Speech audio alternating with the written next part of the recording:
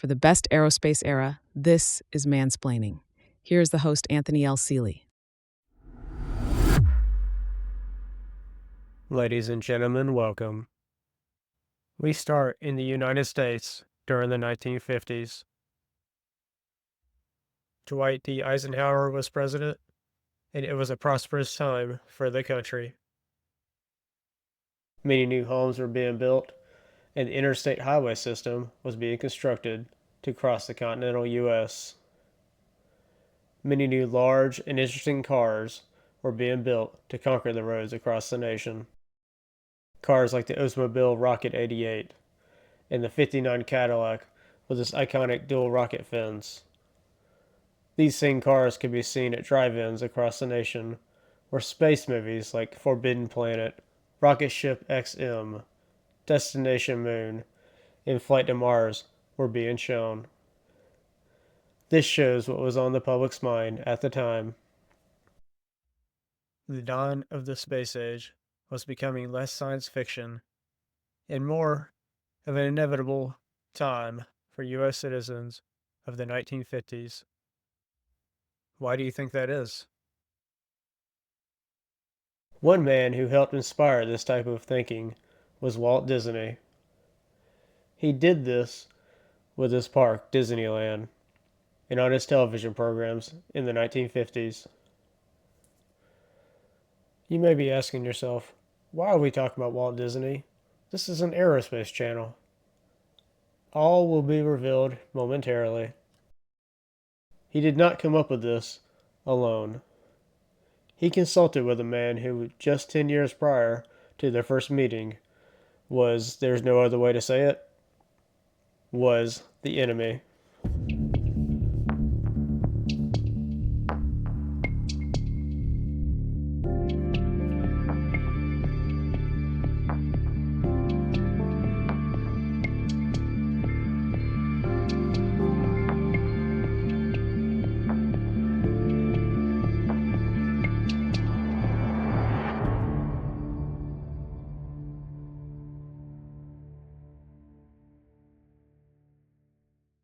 The man behind the mouse himself, Walt Disney, one of the most recognizable names throughout the entire world today. However, prior to the 1950s, his company was not the global media giant that it is today, with its movies, its shows, and its theme parks. Mickey Mouse, of course, was a significant success. Some other notable works were Snow White and the Seven Dwarfs, Bambi, and Fantasia. But not all were hits. By the way, some of Disney Studios' characters ended up being painted on the forward sections of World War II bombers. I can only imagine what German, Italian, and Japanese pilots thought when they saw these cartoon characters like Thumper on American war machines like the B-29s. I have found two main inspirations for why Walt Disney made Disneyland in 1955. In the 1940s, after some fame, Disney received handwritten letters in the mail from his fans wanting to tour his studio in Burbank, California. As there was not much to see or do at his studio, he thought of something more entertaining for his visitors. Another motivation I found involved a visit to an amusement park with his daughters. The park was called Griffin Park in Southern California. While watching his daughters ride on a merry-go-round, Disney thought of an amusement park where both parents and kids could have fun together. He must have gotten bored while watching his daughters have fun.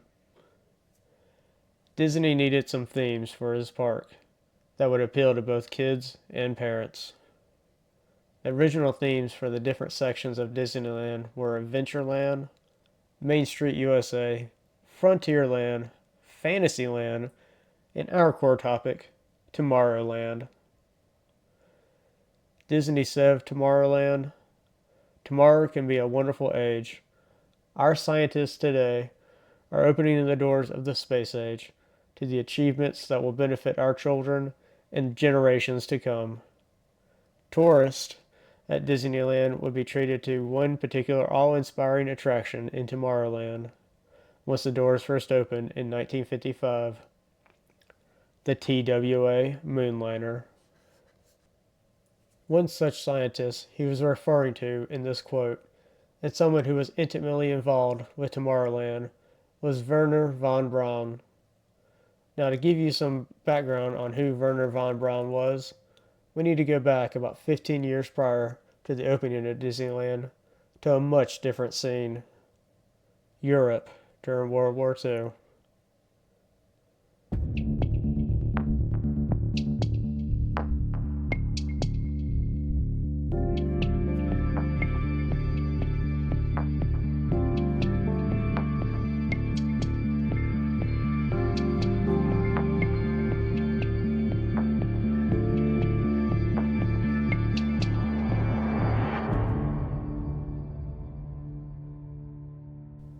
Nazi Germany defeated France on the 22nd of June 1940. The next target would be the United Kingdom and London. Great Britain's allies in Europe were defeated. However, defeating the British would be challenging, as it's not just surrounded by water, but also the formidable Royal Navy. Gaining air superiority over the British Isles would be essential to an invasion, and the Luftwaffe would be called upon for that imperative task. Bombing raids by the much feared Luftwaffe began that same year France was defeated.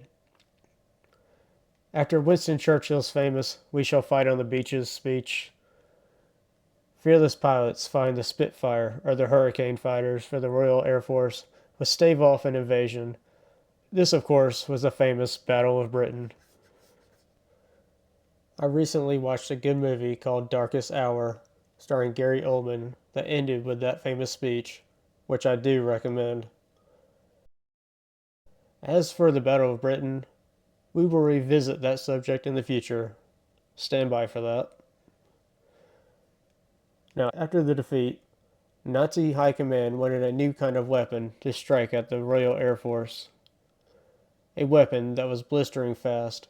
It cannot be shot down by the persistent British pilots before striking its targets. They turned to a brilliant rocket scientist named Wernher von Braun and his rocket team.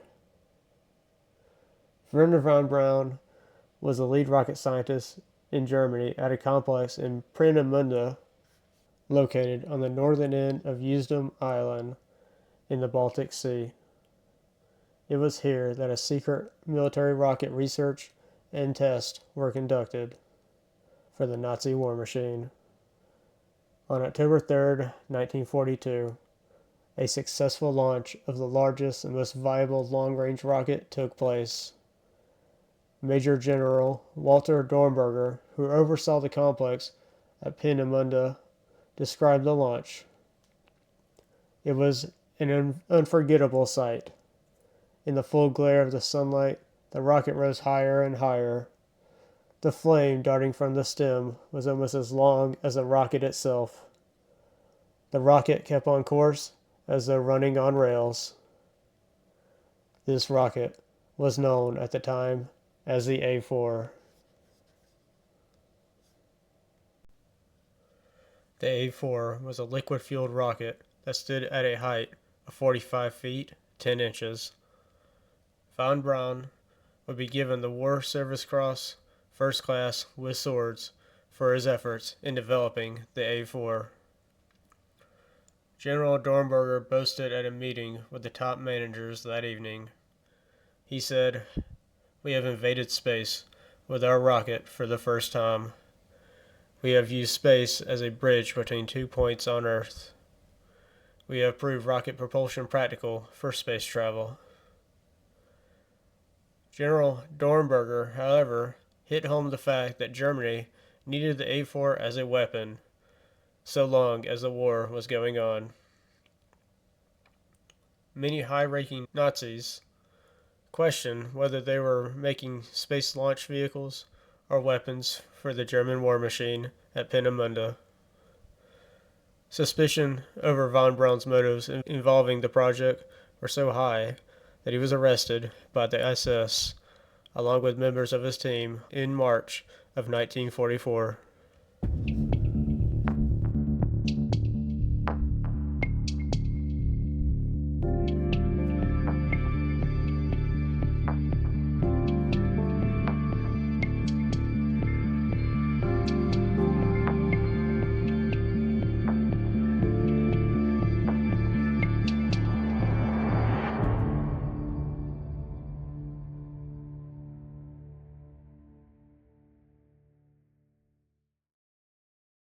Von Braun said.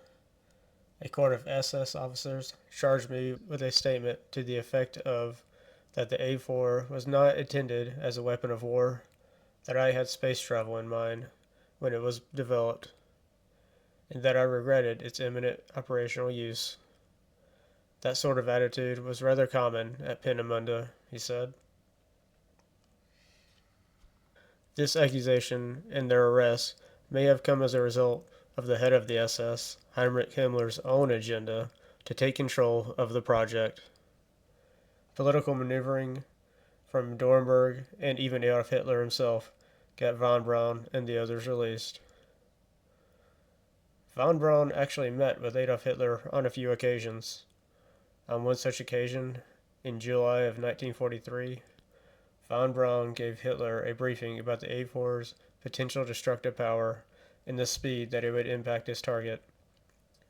Hitler actually interrupted von Braun and said, "You will need an extraordinary sensitive fuse so that the warhead explodes at the precise instant of impact. Otherwise, the warhead will bury itself in the ground, and the explosive force will merely throw up a lot of dirt." Von Braun ordered a study of this concern that Hitler had, and later said, after receiving the results, "I'll be damned if he wasn't absolutely right. Hitler may have been a bad man, but he surely was not stupid." Hitler came away from that meeting confident in the project. Hitler said, "The A4 is a measure that can decide the war. It what encouragement to the home front when we attack England with it." He was confident in von Braun's ability to change the course of the war. Now you may be wondering, was Werner von Braun a member of the Nazi Party? I have heard some conflicting information on this.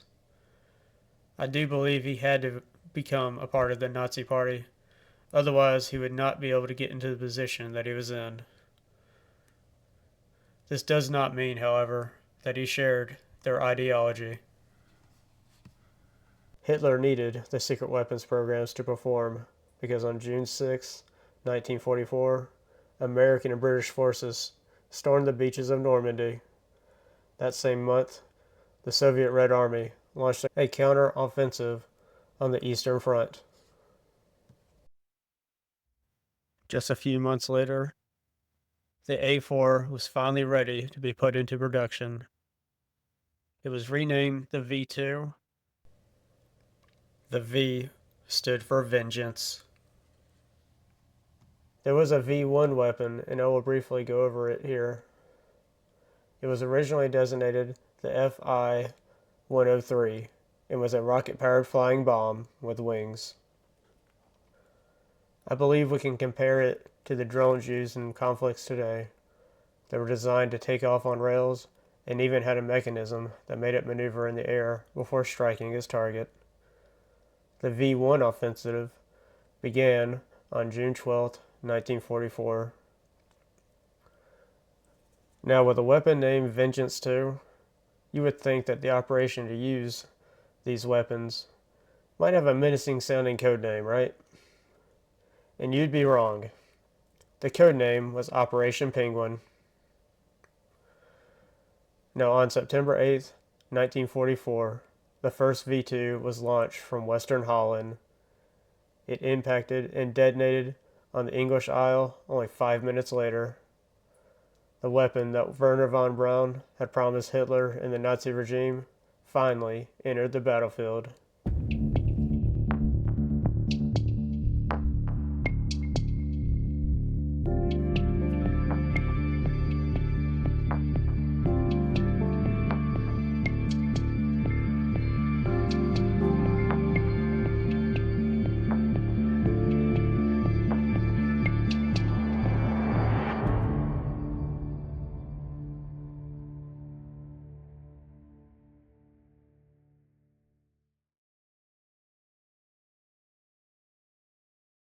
The V2 campaign lasted for about 6.5 months and targeted London and for a short time Norwich.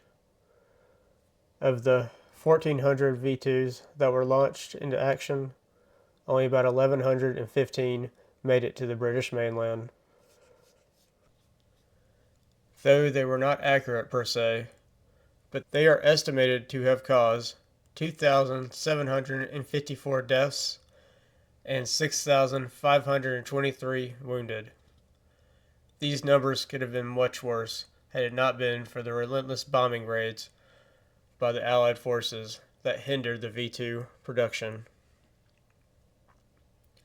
As we all know, the V-2 did not change the course of World War II as it was intended, with its performance on the battlefield or the fear that the Nazi regime had a new unstoppable weapon. There are haunting debates on how the V weapons could have been utilized more efficiently by prioritizing just the Vengeance 2 weapon instead of dividing resources and manpower for two programs. Another interesting what if is if the V weapons were ready and used in 1940. Could they have caused enough damage in a first strike operation against the Royal Air Force's radar facilities and airport bases, thus limiting the British air defenses against the Luftwaffe? Would have Great Britain fallen to the Nazi regime? The destructive and unstoppable V-2 rocket intrigued those in the military and government in both the US and the Soviet Union. The V-2 rockets briefly made an appearance in Christopher Nolan's hit movie Oppenheimer. Some of you may remember a scene where an American pilot talks to Robert Oppenheimer about the V-2 rockets that he saw flying overhead while he was a fighter pilot during World War II. The fear that his project, the most destructive weapon mankind had ever constructed, could be installed as a warhead atop of such an unstoppable delivery system was a haunting fear for Oppenheimer. The unholy marriage of a nuclear warhead and a rocket capable of striking any target on Earth would not happen until the creation of the first intercontinental ballistic missile, or ICBM, the R-7, in Soviet Russia in 1957. But we're getting way ahead of ourselves here. As the Nazi regime began to collapse, Werner von Braun and his team, involved with the development of the V-2s, surrendered to Allied forces. They decided that was a better alternative than to fall into the hands of the Red Army and Soviet Russia. He and the others involved in the V-weapons projects agreed that they would be treated better in America than in Russia or the UK. How von Braun and his team came to America and were employed by the U.S. Army is an episode in of itself, so I will not go into details here. It was called Operation Paperclip. Stand by for that in the future. However, I will say that his team was not getting the support they hoped to get from the U.S. government to create a space program. So von Braun looked for ways to influence the American public and sell his ideas for space.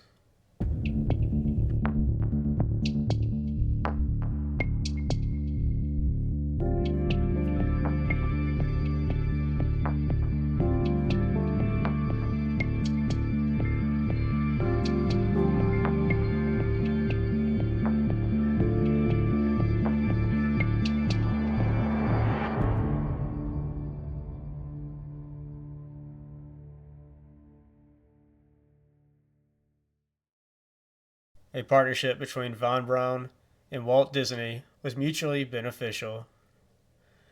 Disney wanted to awe and inspire both parents and children at his theme park, and von Braun wanted to get space on the minds of the American public to pressure those in government to give him and his team the resources necessary to enter the space age. The main attraction in Tomorrowland was the TWA Moonliner rocket. Von Braun helped design this colossal attraction. It was a towering 76-foot high rocket-shaped structure It was actually the tallest attraction at Disneyland when it first opened in 1955. It was white with red stripes on the nose cone and on its base, the same colors as TWA.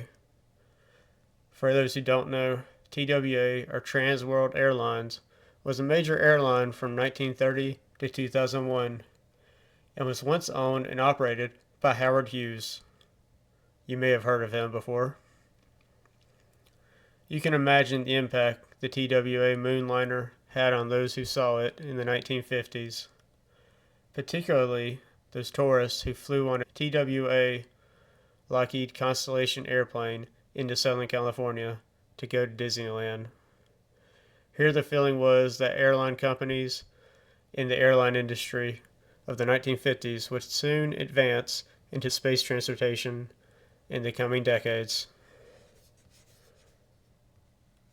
In addition to his work on the Moonliner, Von Braun appeared on screen in Disneyland programs that aired on ABC in the 1950s.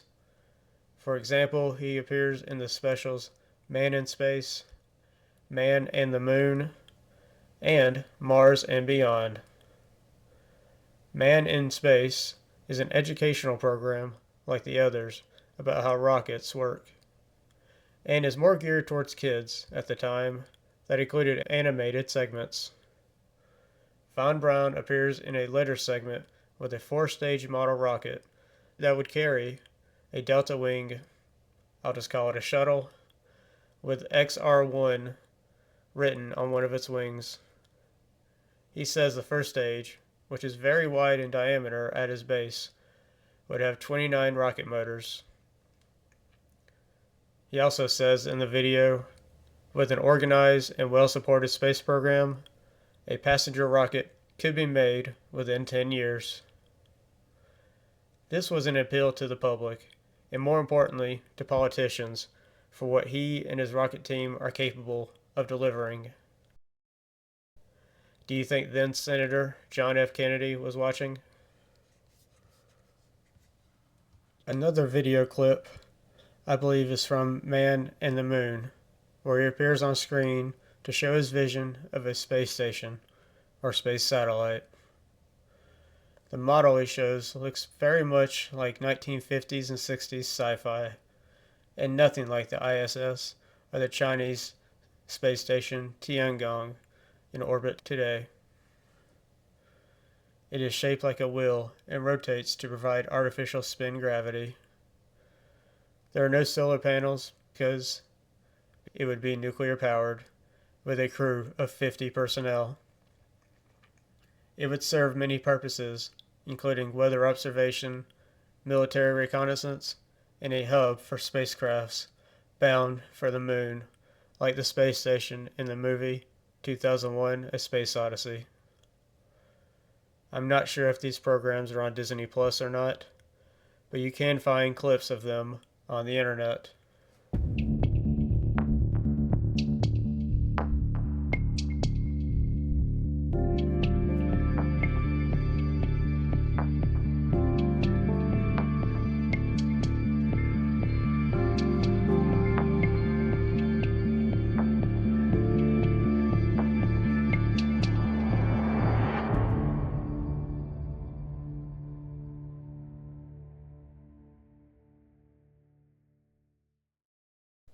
Von Braun comes off as a man who can command a crowded room, but not with his charisma or personality, but with simply his intelligence. I remember learning of this partnership between Walt Disney and Wernher von Braun in a book back at Reinhardt University while researching for my thesis for my independent study on the space race. It was just casually mentioned in one or two sentences. I thought to myself that you can't just leave it at that. I am not 100% sure, but I believe I first read about this Walt Disney and Wernher von Braun partnership in Countdown, A Brief History of Spaceflight by T.A. Heppenheimer. I found this book at the Reinhardt University Library.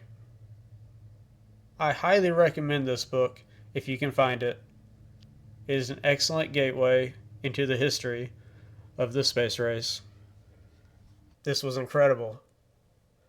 And I'm sure I'm not alone, find it fascinating that a man who once was the architect of a fierce weapon of war for the Nazi regime, and who even shook hands with Adolf Hitler, one of the most infamous individuals in history and responsible for the deaths of millions, less than 10 years later, would partner with and shake hands with Walt Disney, a man known to have brought laughter and happiness to millions. There are billions of Disney fans, and 18 million people go to Disneyland every year. How many of these people do you think know about this story?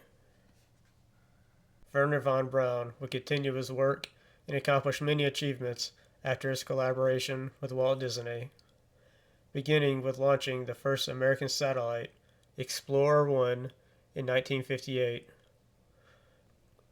It was launched using a Redstone rocket that was modified and renamed the Jupiter C.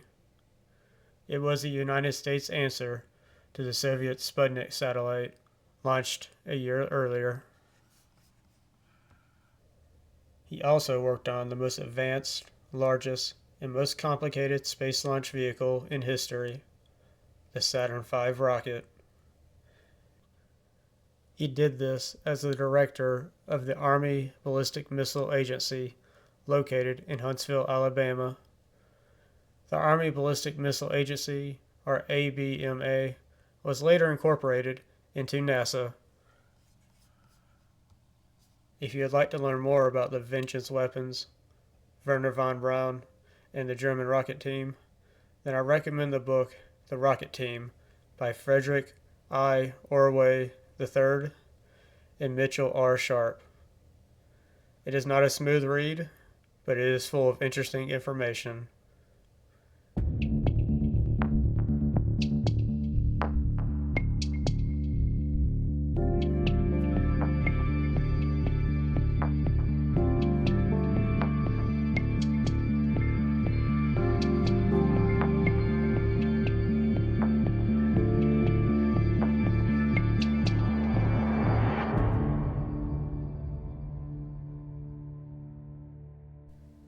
Now, I mentioned many important topics from the best aerospace era in this episode, like Werner von Braun, Operation Paperclip, the Battle of Britain, TWA, and Howard Hughes. I will go into details on these topics in future episodes. Until then, thank you so much for listening, and remember, there's always a light at the end of the runway. Follow Mansplaining for more stories from the best aerospace era, or go to bestaerospaceera.com or find us on social media.